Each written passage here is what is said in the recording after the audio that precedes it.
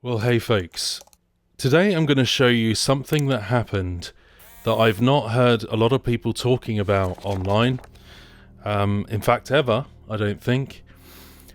There's already been an attempt to rebuild the third temple. Now that may surprise some people, but the details around this are very interesting indeed, and I'm going to show you over the next few moments some of the things that took place in Jerusalem when there was an attempt to build a third temple. And the reason I bring this up is partly to show that there really is nothing new under the sun, and that the Bible is accurate, and also that God is in control. No matter what happens in this world, even if it seems chaotic, God is sovereign over everything. So when Jesus walked the earth, he prophesied that the second temple, in all its grandiosity and all its splendor, would be destroyed, and not a single stone would be left upon another. And of course this seemed unbelievable to the religious leaders that were around him, but as with all of the prophecies of Jesus, it came to pass. And in 70 AD, the temple was surrounded by a mighty Roman army, and it was brought down and destroyed along with most of Jerusalem. Now fast forward 100 years later, and Rome rebuilt Jerusalem as a Roman colony in which they banned the Jews from entering the city.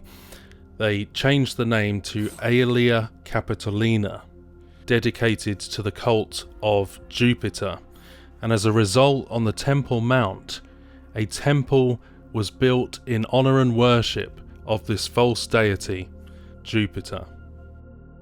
Fast forward a bit further, and the Roman Emperor Constantine comes onto the scene, and he quote-unquote Christianizes the Roman Empire, and this brings an end to the persecution of Christians there. And this is where our story begins. Because after Constantine, in the year 331 AD, we have an emperor named Julian. Roman Emperor Julian. He was a nephew of Constantine, and Julian, although he'd been brought up in that Christian quote-unquote environment, he rejected Christianity and wanted the Roman Empire under his watch to go back to paganism. So what did he do? He began to stop Christians being able to serve in key governmental positions. He began to bring back persecution of Christians in a soft way to begin with. And his goal was to reverse any Christian influence on the Roman Empire. So much so that he's remembered as Julian the Apostate. People that are anti-Christian today, like some of these heavy metal bands that are very satanic, you'll see some of them portraying this Julian the Apostate, this emperor, who to them is some kind of hero because he went against Christians and went against Christianity. And in fact, this emperor has been likened to a typology of an antichrist, because actually if you look at the different things associated with him, once again as this pattern, as this typology, you can see that a number of things that he did showed that same similar set of characteristics that is attributed to that type of Antichrist beast figure. And I hope as we talk about this story, you'll see some more of those parallels. He declared freedom of religion across the empire and began to rebuild the old pagan shrines and restore their priests. He began to take away benefits that Christian had received, and he also began to align himself with the Jews, as he thought that would be an effective way to come against Christianity. Not that he was really on the side of the Jewish religion, by the way. He was a pagan. But historians have said this was likely because he wanted to use the Jewish religion as a means by which to destroy Christianity, and that if it had got his way, he may well have also come into conflict with the Jews themselves. So the next thing that Julian the Apostate did was he wanted to prove Jesus' prophecy about the destruction of the temple wrong. Because in his mind, if he could prove to the Christians that the evidence of Jesus' divinity was false, he would go a long way in destroying the faith of Christians at that time. So what did Julian do?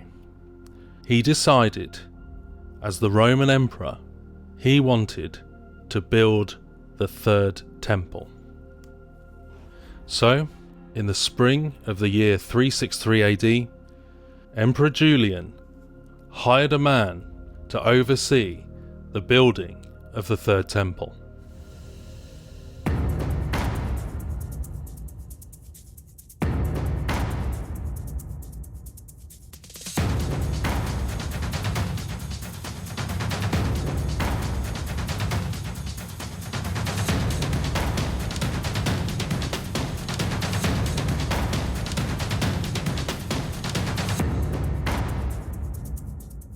So these workers, they came onto the Temple Mount in Jerusalem and began trying to start building the third temple in 363 AD. Now what happened next is very interesting. They began to remove the ruins of a former building. They dug up the ground and cleared away its foundation. And according to an account, this is what happened next. On the following day, when they were about to lay the first foundation of this third temple, a great earthquake occurred. Through the violent agitation of the earth, stones were thrown up from the depths, by which those of the Jews who were engaged in the work were wounded, as were those who were merely looking on.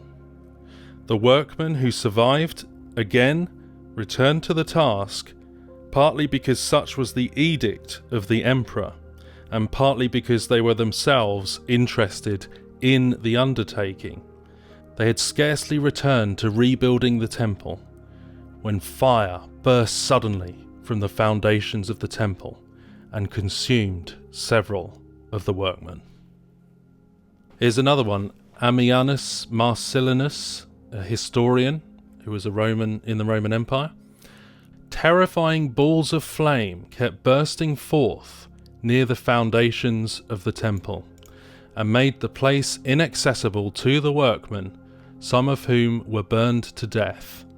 And since in this way the element persistently repelled them, the enterprise halted. So these guys were setting about rebuilding this temple on the Temple Mount under the instruction of this anti-Christian emperor. And as the story goes, they clear out this former building that was there before and destroyed, and then they begin to try and lay the foundations and work on the new temple on the Temple Mount, and all these things begin to happen. And there was an earthquake in Galilee, which was a really severe one, in the year 363, which was the same year this happened. It says, the Galilee earthquake of 363 was a pair of severe earthquakes that shook the Galilee and nearby regions on May 18th and 19th. Very destructive earthquake that happened.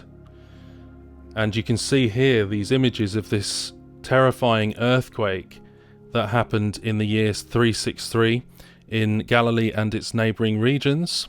The early Christian writers of the time interpreted this event as the hand of God, quote, or even the pointing finger of God, descending to punish the arrogant emperor and suppress the hopes of the Jews to rebuild the temple. And you can see also here there's been archaeological findings which have shed light on the massive earthquake in 363 in Galilee, and that's something that they've found there in Israel. And there's various historical quotations about this in both Christian and non-Christian sources. Listen to this one. Julian, who had made his soul a home of destroying demons, went his corybantic way, ever raging against true religion. He accordingly now armed the Jews too against the believers in Christ. He began by inquiring of some whom he got together why, though their law imposed on them the duty of sacrifices, they offered none, wanting them to rebuild the temple. On their reply that their worship was limited to one particular spot, this enemy of God immediately gave directions for the re-erection of the destroyed temple, supposing in his vanity that he could falsify the prediction of the Lord, of which in reality he exhibited the truth. The Jews heard his words with delight and made known his orders to their countrymen throughout the world. They came with haste from all directions, contributing alike money and enthusiasm for the work, and the emperor made all the provisions he could. And then they did this. They destroyed, moreover, the remains of the former construction with the intention of building everything up afresh. But when they had got together thousands of bushels of chalk and lime, of a sudden a violent gale blew, and storms, tempests, and whirlwinds scattered everything far and wide. They still went on in their madness, nor were they brought to their senses by the divine long-suffering. Then first came a great earthquake, fit to strike terror into the hearts of men, quite ignorant of God's dealings. And when still they were not awed, fire running from the excavated foundations burnt up most of the diggers, and put the rest to flight. Moreover, when a large number of men were sleeping at night in an adjacent building, it suddenly fell down, roof and all, and crushed the whole of them. When God's enemies saw these things, in terror at the heaven-sent plagues, they fled and made their way home, confessing the Godhead of him who had been crucified by their fathers. Julian heard of these events, for they were repeated by everyone, but like Pharaoh he hardened his heart. Well, the Christians believed that it was divine intervention that at least sent the earthquake and caused those things to happen, putting a stop to this Roman emperor working with the Jews, using them for his purposes, and his reign as emperor, Julian the Apostate, was cut short when he perished in battle. I think it was in Persia, and he only reigned for a short while. So in terms of why that happened, we don't know for sure. Obviously the Christians have believed that that was divine intervention, and it may have been. That was the common view among Christian historians of the time. And it also says here sabotage is a possibility, as is an accidental fire. But the point is the attempt was thwarted. It didn't work.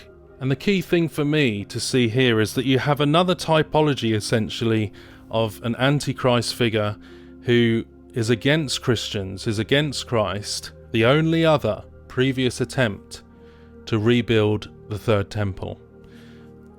Everything happens on God's timing.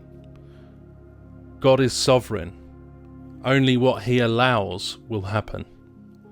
And judgment will come when it's his will that it comes about. So we know that we're in good hands, strong hands, sovereign hands, and we can clearly see throughout these historical events that the Bible is correct.